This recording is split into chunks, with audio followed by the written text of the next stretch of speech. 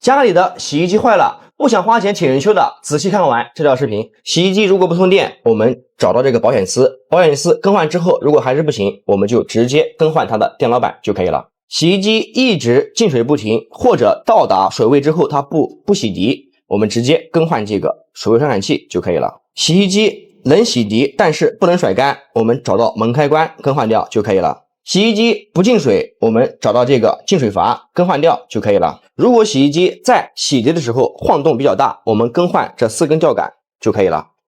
洗衣机如果不能脱水，更换这个牵引器就可以了。如果洗衣机一边进水一边排水，我们找到这个排水阀，给它拧开，把里面的脏东西给它清理干净，再装回去就可以了。如果洗衣机洗涤的时候嗡嗡响转不动，我们直接更换这个电容就可以了。如果洗衣机甩干的时候咯吱咯吱响，我们直接调节这个螺丝，让螺丝挨上这个尖就可以了。维修空调其实很简单，一个视频就能学会。如果我们的空调不制冷，外机呢不启动，我们直接找到这个变频板更换掉就可以了。如果压缩机启动，但是风扇不转，我们直接更换这个风扇电机就可以了。如果我们的空调噪音大，我们检查一下外机的铜管有没有粘连在一起，如果有的话，扳正就可以了。如果空调能制热不能制冷，我们直接更换这个4通阀就可以了。那如果说空调的制冷效果不好呢，我们直接清洗散热片就可以了。家里的冰箱如果坏了，一个视频教会你自己应该怎样解决。冰箱如果积水严重，更换密封胶条，疏通排水孔就可以了。冰箱如果不制冷，压缩机不启动，直接更换这个启动电容就可以了。冰箱的这个细管摸起来是发烫的，粗管摸起来如果是发热的，说明冰箱是缺氟了。冰箱的压缩机一直工作不停，并且调节温控按钮，冰箱没有任何反应，我们直接找到这个温控器更换掉就可以了。家里的电风扇突然之间不转了，我们花1块钱就能解决。电风扇在使用的时候，风扇叶片转得慢，或者是用手拨动一下才转，这个时候我们只需要找到它的启动电容，在网上购买一个同型号的更换上就可以了。如果风扇转动的时候阻力比较大，嗡嗡响，我们直接来到后面找到这个电机，把里面的电机拆开，轴体清理干净就可以了。如果是通电之后风扇还是不转，那我们这个时候就需要更换整个的电机了。电风扇如果摇头的时候噪音比较大，我们直接把后盖打开，把里面倒一点润滑油就可以了。如果是摇头功能不能使用，我们直接更换里面的这个齿轮就可以了。你管这叫标准啊？这个我们的公司有标准。这条视频大家都刷到了吧？合肥的蓝师傅总部发视频说邀请我们去拍一期视频，今天呢我们就来一次突击检查，看一看蓝师傅到底怎么样，顺便我们再蹭个饭。哎呦，走！这个距离大概有30公里，现在我们开始出发了。历经了40多分钟，导航显示96栋大楼，我们去看看蓝师傅全国运营中心。我们到了啊！你好，你们领导在吗？你是晨曦蒋家店？是的，是的。领导，晨曦蒋家店是我请过来的。太热情了，真的太热情了。你不是那个晨曦蒋家店的博主吗？你好，对，是我。你好，我这2天天天看你的短视频，短视频拍的蛮好的嘛啊。对。领导，看这样，要不然你先带我们参观一下咱们公司。行，我带你看一下我们蓝师傅公司啊。这是我们公司客服部啊，处理公司所有的后台订单的。今天，对，今天有些人上晚班啊。这个是我们公司的人事部啊，来，你看，这个是我们公司的人事小姐姐，给你介绍一下。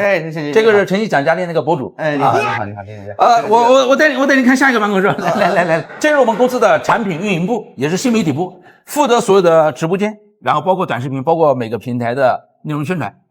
那挺专业的啊，还可以看啊。陈夏，你看。这是我们公司的产品技术开发部，包括程序的搭建，还有 APP 的维护啊，小程序的搭建之类的。程序员呗，是这个。对，差不多这意思啊。来，你看，你看，这是我们技术部的同事，这个是那个晨曦蒋家店的博主啊，今天来我们公司参观一下啊。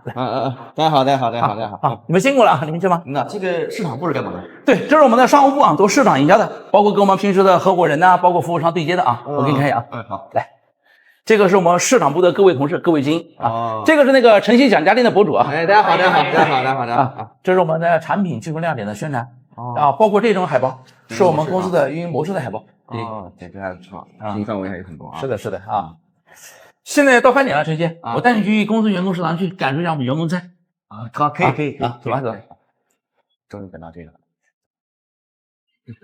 陈曦啊，你看，这就是我们员工的标准餐标啊，4菜1汤。你管这叫标准啊？这个我们的公司就标准，这已经非常丰富了，这个。今天在我们公司就吃个便餐啊。啊，可以，待会你就自己打啊。好，我自己打啊。好，大家看一下啊，这就是蓝师傅的员工餐，可以说是非常丰富的啊。牛肉炖粉条，一个鸡排，还有2个素菜，还有一个西红柿蛋汤啊。接下来的话呢，我们就赶紧吃，吃完的话呢，我们再去给蓝师傅拍一个宣传视频。领导啊，这个公司啊，我们也参观了，饭也吃了。刚才趁您休息的时候，咱们给公司拍了一个宣传短视频啊，咱们看一下。蓝师傅是一家从事软件开发、互联网大数据开发及应用的科技型企业，为中国5亿家庭提供更高效、便捷的生活信息服务，同时为3000万技能人才提供领先的数字化就业、创业平台和营销服务，为技能人才创造更多的就业机会和更高收入，实现更多自我价值。哎，陈曦啊，这短视频拍的挺好的嘛啊！本来是准备今天喊董事长跟你见一面的啊，但刚好不巧，董事长这2天出差去了。你看下个星期董事长回来，然后他回来的时候，你看各方面，我到时候约你再来公司见你，你看可行？可以，没有问题啊，没有问题。那这样，领导，今天呢我们就到这儿啊，我行走了。好，行，好，领导啊，再见。那你慢一点，我就不送了啊。好，再忙啊。好了啊，蓝师傅呢我们也看过了，整体的规模还算比较大，每个部门啊也比较的专业啊。最让我难忘的还是他们的这个员工餐啊。下一期呢，我们来约一下蓝师傅的董事长，大家有什么看法？欢迎在评论区交流。洗衣机出现故障，就这几个问题，对应的学会了，您自己就可以修了。洗衣机如果不通电，直接取下上盖，更换电脑板就可以了。如果我们的洗衣机一直进水不停，检查这个气管是否有破裂，如果没有破裂，直接更换水位传感器就可以了。如果洗衣机打开水龙头不进水，这个进水阀呢没有嗡嗡的响声，直接更换它就可以了。如果洗衣机冷洗涤甩干的时候滴滴滴报警，更换这个门开关就可以了。如果我们的洗衣机洗衣服正常，但是呢排不了水，我们看一下这个牵引器中间这根线是否有拉伸动作，如果没有拉伸动作，更换牵引器；如果有拉伸动作，直接清理它的排水口就可以了。如果我们的洗衣机甩干之后衣服还是湿的，看一下皮带是否很松，如果松的话，我们直接拧掉电机2边螺丝，向下拉伸，把皮带重新的固定紧就可以了。那如果是洗衣服的时候呢，波轮盘嗡嗡响，转不动，没有力气，更换这个电容就可以了。如果洗衣机甩干的时候嘎吱嘎吱响，我们直接调节这个螺丝帽，正好挨到这个尖就可以了。一个视频带你学会燃气灶的所有维修技巧。燃气灶打着火之后，过一会就自动熄灭了。我们只需要清理这个火盖，并且用砂纸打磨这个感应针就可以了。当燃气灶打火的时候，火焰很大，并且呈黄色的，这样的话呢，不仅烧的会慢，而且还会熏黑我们的锅底。这个时候我们只需要调节底部的这个分纹片，给它调节到火焰呈蓝色就可以了。如果燃气灶2边打火都没有反应，这个时候我们只需要把底部的电池给它更换掉就可以了。如果我们的电池更换之后还是不行这个时候呢也非常好解决，我们把燃气灶上面的这几个螺丝给它拧下来，把这个盖子给它取下来，找到对应开关上面的这个接头，把它给拔下来。这个时候呢，我们随意对着一块铁，如果出现了哒哒哒打火的声音，这个时候还打不着火，说明基本上都有这个开关的问题，去更换这个开关就可以了。那如果我们对地的时候它没有哒哒哒的声音，这个时候呢，基本上都有它的这个点火器损坏，只需要更换点火器就可以了。家里的空调漏水，一把螺丝刀就能解决。首先我们找到空调底部的这个螺丝，给它拧掉，打开上盖，取出过滤网，把这上面的3个螺丝也给它取掉，显示器的2个螺丝也给它取掉，保护罩的这个螺丝我们也给它取掉。螺丝都取掉之后，我们看一下空调的后部，这有几个卡扣，把这个外壳给它固定住的。我们只需要把外壳给它往外扒一下，把这个几个固定的这个卡扣给它给取掉。取掉之后，我们的外壳就可以轻松的取掉了。拆完之后，我们可以看一下这个里面就是空调的排水槽。如果排水槽长期不清理，里面的灰尘掉进来，随着冷凝水往外排出，排到这里的时候，大家仔细看一下，这边呢就是空调的排水孔，里面如果不及时清理的话呢，就会把这个排水孔堵塞，从而造成水满了往外溢，造成漏水。我们只需要用一把细铁丝把这个孔或者把这个排水槽里面的脏东西全部清理干净，再给它装回去，这样空调漏水的问题就解决了。这个呢就是电饭锅打开的内部结构，一个视频教会你电饭锅的所有维修技巧。电饭锅插上电以后没有反应不通电，我们直接把这一颗保险丝给它更换掉就可以了。电饭锅的这个开关啊按不下去，或者煮饭的时候有夹生，我们直接把中间这个磁缸给它更换掉就可以了。电饭锅的保温灯亮，但是呢煮饭它不亮，这个时候呢我们只需要找到这个总开关这里，中间有个触点，拿一个砂纸把这个中间的触点给它来回的打磨一下，这样就可以了。电饭锅只能煮饭不能保温，我们直接找到这个温控器把它换掉就可以了。电饭锅的通电正常，但是呢就是不能煮饭，这个时候我们要检查一下，有可能就是这个几个加热管坏掉了，需要更换。一个视频教会你电磁炉的所有维修小技巧。电磁炉工作几分钟就自动关机了，我们直接把这个风扇给它换掉就可以了。电磁炉不通电，我们检查一下中间这个保险，保险是好的话，我们把这个电源模块给它换掉就可以了。如果保险丝炸的情况下呢，我们就需要把里面的整流桥还有功率管一起给它更换掉，这样就可以了。如果电磁炉一开机就报故障代码，我们直接找到中间这个温度传感器把它更换掉就可以了。电磁炉一开机灯是亮的，但是呢按按键没有反应，我们只需要把这几个按键给它重新更换一个新的就可以了。一个视频教会你饮水机的所有维修方法。饮水机通电以后显示缺水，不上水也不抽水，这个时候我们只需要把这两个抽水泵给它换掉就可以了。饮水机通电以后按按键没有反应，我们只需要把里面这个显示板给它换掉就可以了。那如果通了电之后呢，烧水壶放上去没有反应，我们可以先拿一个螺丝刀把里面这个金属片给它撬一下就可以了。那如果饮水机不通电，我们直接把这个开关给它换掉就可以了。一个视频教会你燃气热水器出现故障，我们自己在家应该怎样去判断。如果燃气热水器不通电，我们要先检查前级有没有220伏的电压过来。如果到了主控板显示屏不亮，那我们直接更换显示屏就可以了。燃气热水器不点火或者点着后立马就熄灭了，首先我们要检查点火针有没有打火的声音。如果有打火的声音，打不着火，我们首先要检查燃气是否是充足的。如果点火针没有打火的声音，那我们就要检查点火针的本身是否有断裂或者损坏。热水器点着后过一会就自动熄灭了，我们要检查一下这个感应针，我们可以拿出来给它看一下，看一下感应针有没有出现弯曲损坏的表现。如果没有的话呢，我们可以拿砂纸把它打磨一下，再给它装回去就可以了。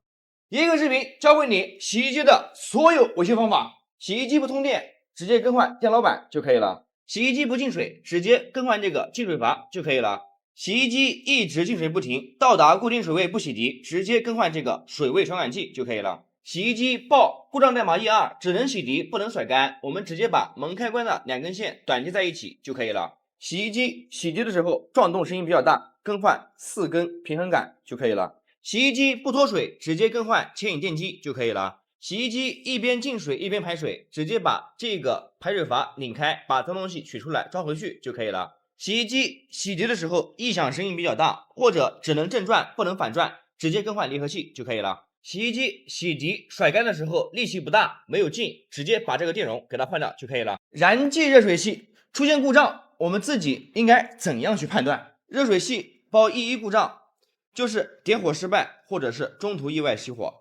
首先我们要检查一下燃气是否充足，再听有没有打火的声音。如果点火针没有发出点火的声音，那我们更换个点火针就可以了。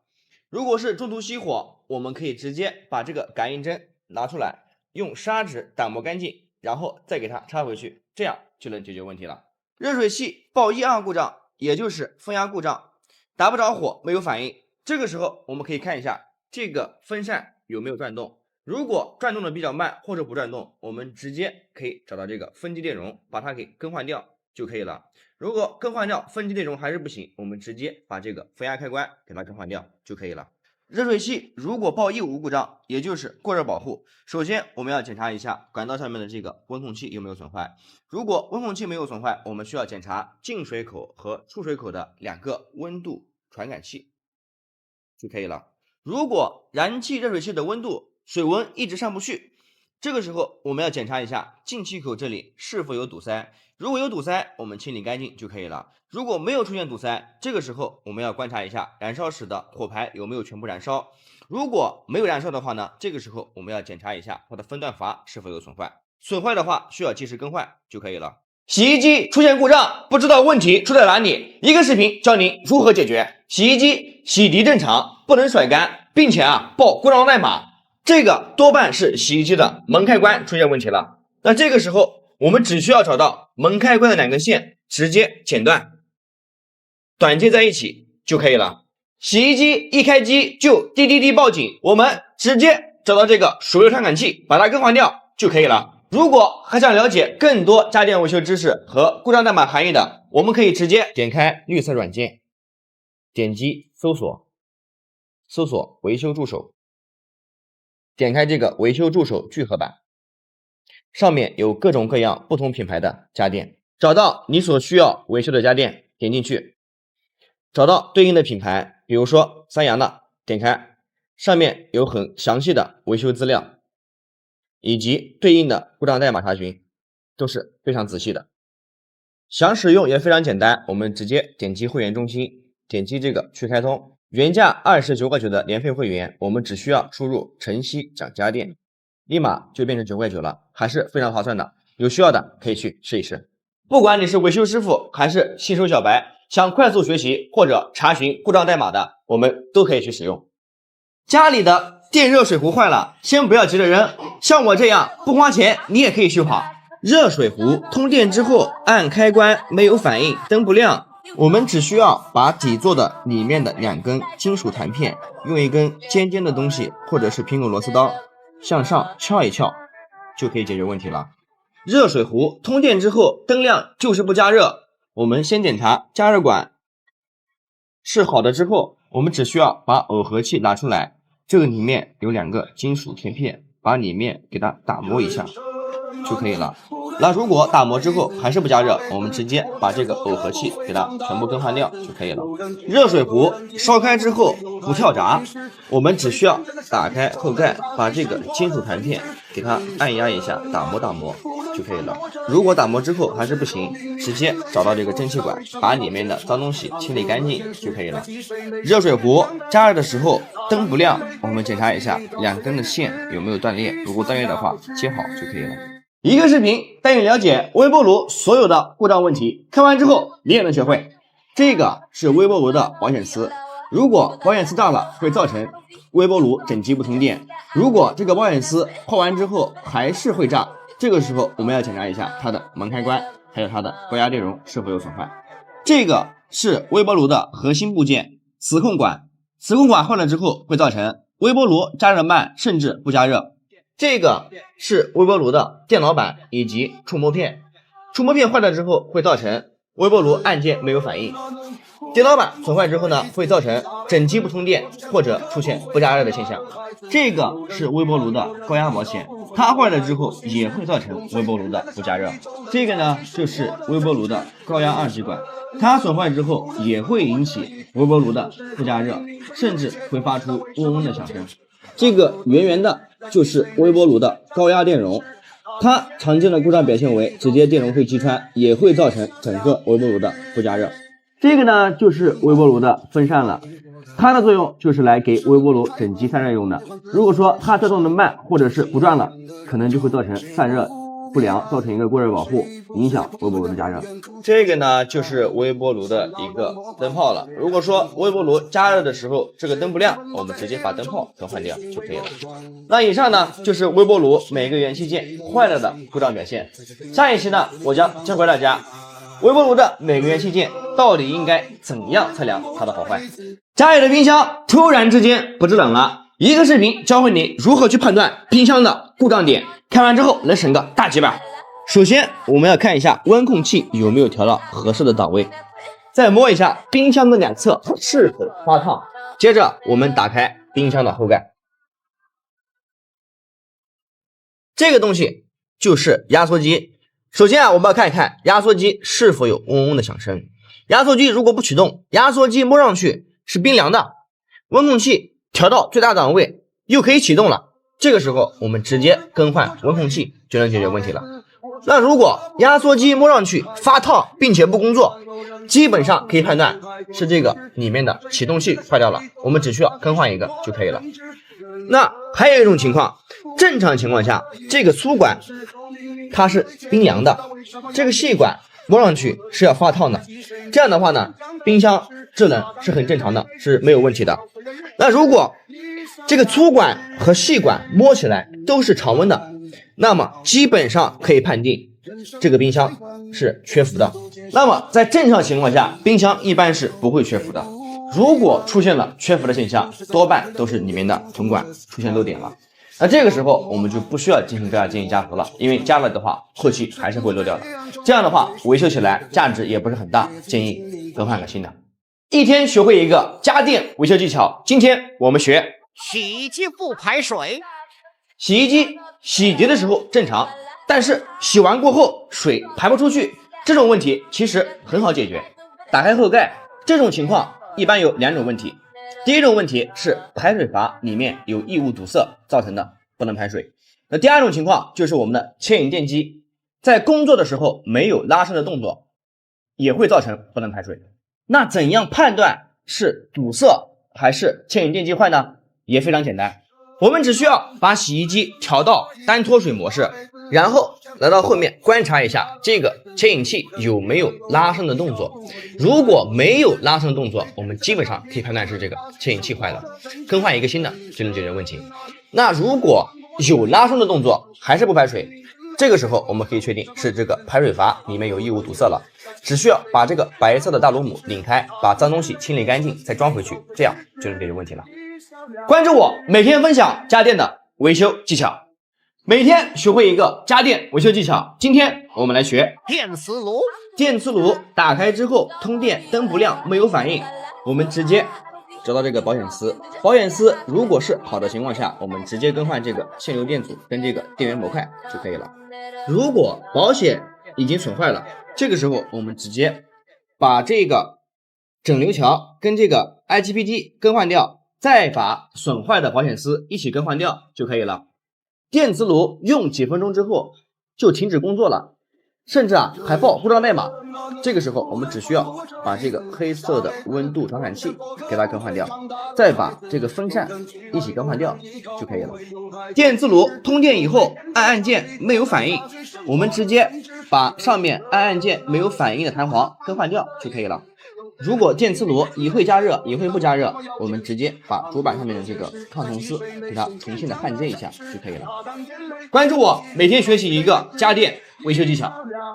滚筒洗衣机的密封圈里面呢，还有一个弹簧圈，很多人都不知道怎么给它取下来。我们用一个苹果螺丝刀卡住弹簧圈的里面，往外一撬，用手一抠，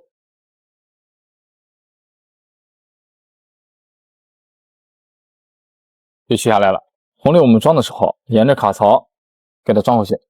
装到底部装不动的时候，我们用苹果螺丝刀沿着边缘就可以装回去了。洗衣机甩干的时候哐当哐当响啊，不要花钱，1秒钟就能解决。调节这个离合器的螺丝，让它的尖儿刚刚挨着这个离合叉就可以了。洗衣机不排水就是这个牵引电机坏了，拉不开这个牵引器，我们直接换一个牵引电机就可以了。洗衣服的时候，这个波轮用手拨动一下才能转的，从后面换一下这个电容就可以了。大家注意了，洗衣机的按键有的时候不好用，大家千万不要着急找人修。我们找到一个吹风机，把洗衣机的上盖打开，从后部往里吹一下就可以了。洗衣机洗衣服的时候噪音很大，基本上都是这个离合器坏了，洗的时候像拖拉机一样哐啷哐啷哐啷响，把它换掉就可以了。大家好，我是3秒哥。洗衣机脱水的时候出现波轮转内筒不转，怎么解决？3秒钟告诉你。首先我们找到离合器的紧固螺丝，把顶部的这个螺丝给它松开，把后面松开3到4圈之后，再把顶部的紧固螺丝给它固定紧就可以了。大家好，我是3秒哥。洗衣机一边进水一边排水是什么问题呢？就是排水阀这里卡住异物了，我们把这里拆下来清理干净就可以了。家里突然停电了，洗衣机的门打不开，衣服拿不出来怎么办？底部这里也没有一个小门，找不到应急开关怎么办呢？掀起来，哎，就能看到它的应急开关在这里，往下一拉，再打开门就可以了。打开洗衣机，发现进水很小怎么办？不要着急找人修，3秒钟就能解决。拧开进水口，把进水滤网给它取出来，清理干净，再装回去就可以了。注意了啊，洗衣机只能洗涤，不能甩干，不要着急找人修。把这里上盖打开，电源断掉，找一个砂纸或者小锉刀打磨一下这个门开关就可以了。把里面的缝隙等等一些地方都给它打磨一下就可以了。来，家里有洗衣机的朋友们，一定要让你的老公学会洗衣机的这几个维修技巧。洗衣机不排水不甩干，换这个牵引器。洗衣机排水特别小，把这个螺丝给它拧开，清洗里面的排水开关。洗衣机甩干的时候无力，把这个皮带给它换掉。洗衣机甩干的时候嘎嘎的响，调节这个螺丝，让它这里刚刚挨着离合爪。洗衣机甩干的时候哐当哐当的撞击的响声很大，我们把这个减震器给它换掉。注意了啊，洗衣机能甩干不能洗衣服，或者一直进水，或者水位少，就是这个水位传感器坏了。我们洗衣服的时候水上满了还一直进水怎么办？别担心，3秒钟解决。我们从洗衣机的后面找到这个水位管，就是水位管脱落了，直接给它装回去呢就可以了。洗衣机正常洗涤没有问题，但每次脱水就会报警。首先我们要检查一下门后面这个开关能不能正常给它顶起来，如果这里可以顶起来没有损坏，那就是门开关这里坏了，需要更换。家里有波轮洗衣机的朋友注意了啊，每次波轮洗衣机在洗衣服的时候，如果出现上半部分的漏水，我们把这个盖子拿下来检查一下进水管有没有出现虫咬虫蛀的现象，如果进水管裂了，我们更换一条。再检查一下进水阀门这里有没有出现破裂的现象，如果有的话，我们需要更换一下我们的进水阀。家里的洗衣机一直进水不停，打开洗衣机的后盖，找到水位传感器的这个插头，给它拔下来，检查一下这几个铁片有没有发生氧化的现象，像中间这一个就已经氧化了，我们给它打磨一下，然后再把插头给它插上。注意啊，以上操作一定要断电进行，插上之后这个进水不停的问题基本上就可以解决了。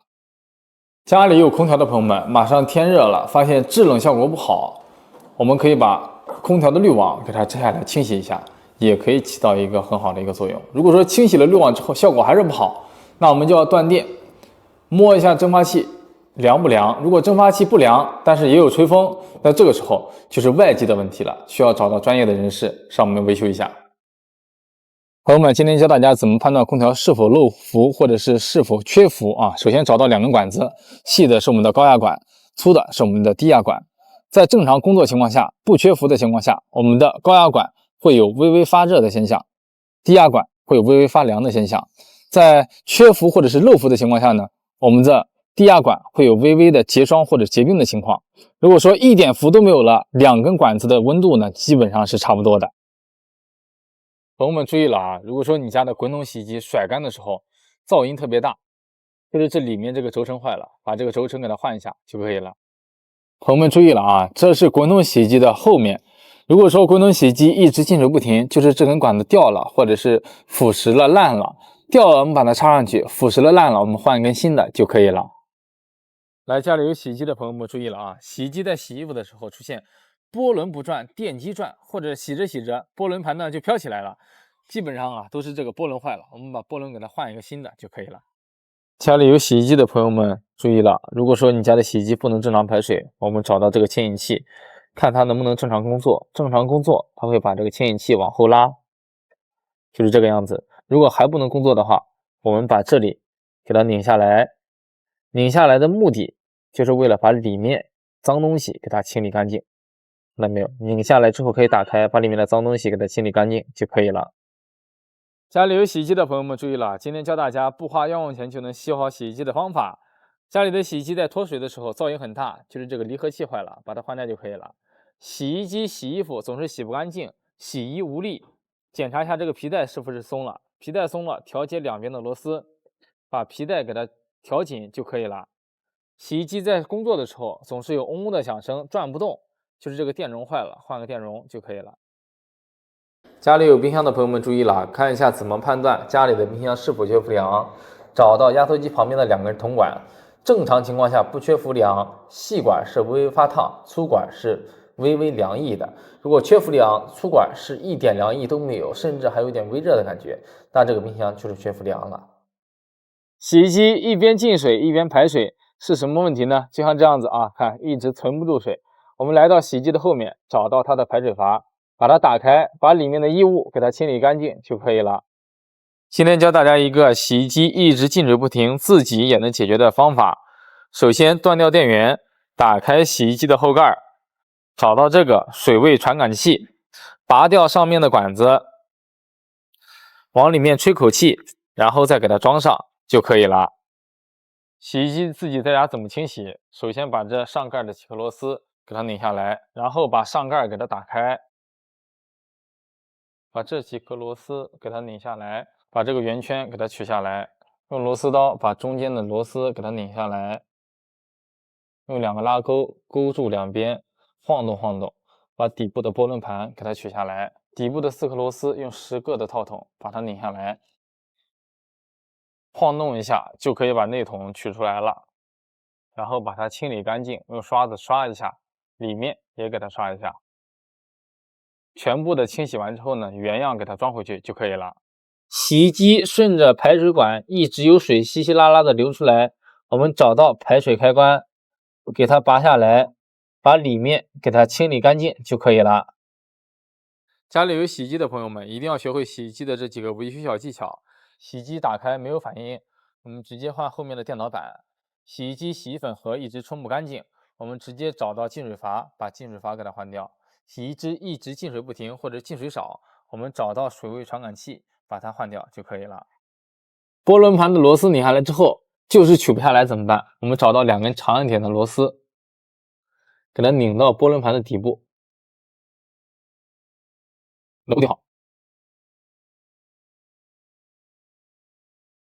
梳拧好之后，我们拿到一根铁丝，给它分别缠绕在我们的2个螺丝上面。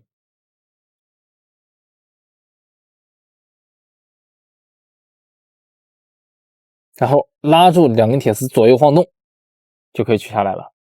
家里的洗衣机只能洗涤不能甩干，教大家一个应急的维修小方法：找到连接门开关的2条线，把它短接到一起，然后用胶带给它裹上就可以了。今天告诉大家一个维修师傅打死都不会告诉你的小秘密：洗衣机报故障代码 E3 或者是 E2，只能洗涤不能脱水。怎么解决？我们直接打开洗衣机的后盖，找到门开关，把它更换一下就可以了。Hello， 朋友们，当洗衣机脱水的时候，洗衣机像跳舞一样出现异常的响动，内筒撞击筒壁的声音噪音特别大。怎么去解决？我们检查一下四周的吊杆，看一下有没有出现弹簧老化的现象，如果有的话，换掉那一根老化的就可以了。家里的洗衣机不甩干，甚至甩干之后衣服还滴水，怎么解决？今天教大家一招，简单好操作。我们找到洗衣机的排水管，把排水管给它取下来，找到排水开关，用手拉动排水开关，往外拉，然后把手伸到排水管里面，给它清理干净就可以了。好了，朋友们，今天来回答粉丝的提问：洗衣机甩干的时候有异响不撞筒是什么原因？今天来给大家解答一下。在这里也提醒大家一句啊，因为平时特别忙，不能及时回复大家的问题。有兴趣的朋友可以点击主页看一下粉丝群啊。洗衣机甩干的时候有异响不撞筒，很有可能是吊杆老化，这里磨损产生了异响。还有个原因呢，有可能是波轮盘底部卡住了东西。如果这2个方面都没有问题，还有最后一个在洗衣机的底部，我们把洗衣机倒过来看一下，可能就是我们的离合器出现了问题，我们需要对它进行一个更换就可以了。